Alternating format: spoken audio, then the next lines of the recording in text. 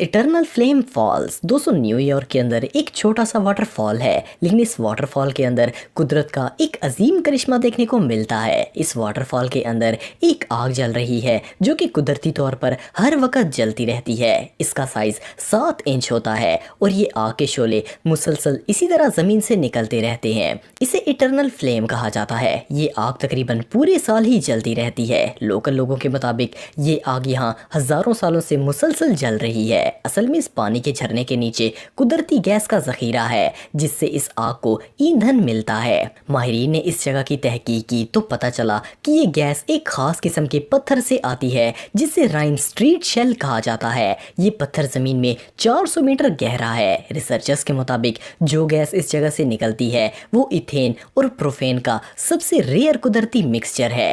पानी के अंदर आग का जलना ये अल्लाह की आलीशान कुदरत है। Eternal Flame Falls is actually a natural gas seepage that's coming from the shale natural gas below our feet. Number 5 blood rain. दोस्तों बारिश का मौसम किसको पसंद नहीं होता, लेकिन क्या हो अगर आसमान से ब्लड की तरह बारिश आना शुरू हो जाए। कुदरत का ये अजीम करिश्मा दुनिया में कई जगह पर देखा जा चुका है, लेकिन इस तरह की लाल बारिश इंडिया के इलाके केरला में अक्सर होती रहती है। इस तरह की ब्लड रेन केरला में सबसे पहले सन 1896 में हुई थी और इसके बाद ये लगातार कई दफा हुई है। 2001 में वहाँ के लोकल लोगों ने इसकी रिपोर्ट दी। इसके बाद इस पर तहकीक की गई और इंडियन अथॉरिटीज के मुताबिक ये लाल बारिश इस एरिया की हवा में मौजूद ग्रीन एलेगी पार्टिकल्स की वजह से होती है। इस तरह की बारिश जून 2012 में आखिरी बार हुई थी। इसके बाद अभी तक ये बारिश नहीं हुई। ये अल्लाह की कुदरत का अजीम करिश्मा है। पहली बार देखने में तो लोकल लोग बहुत डर गए थे,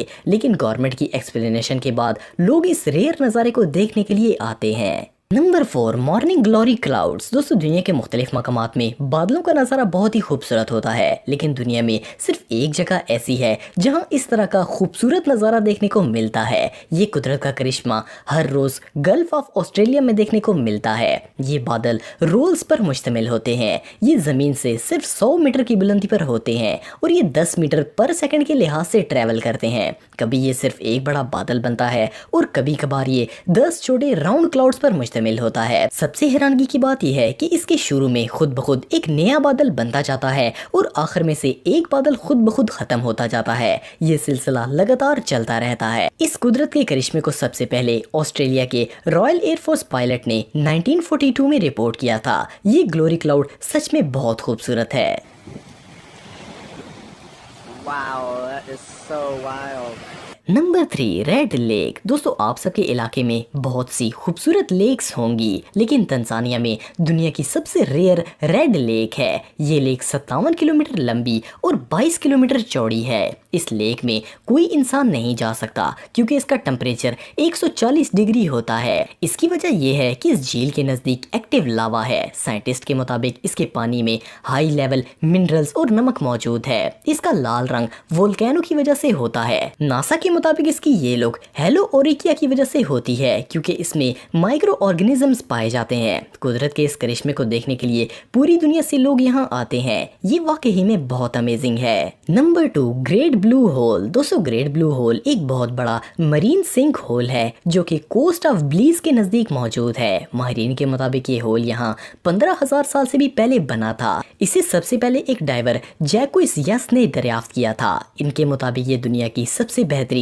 स्कूबा डाइविंग प्लेस है। जैक्विस और इनकी टीम की तहकीक के मुताबिक ये ट्रिपिकल लाइमस्टोन फॉर्मेशन है और ये होल सी लेवल के 4 दफा राइज होने से भी पहले बना था। मतलब ये है कि जब ये होल बना था इस वक्त समुद्र बहुत ही नीचे हुआ करता था और इसके बाद समुद्र की सतह बढ़ना शुरू हो गई और ये होल 407 फुट गहरा हो गया।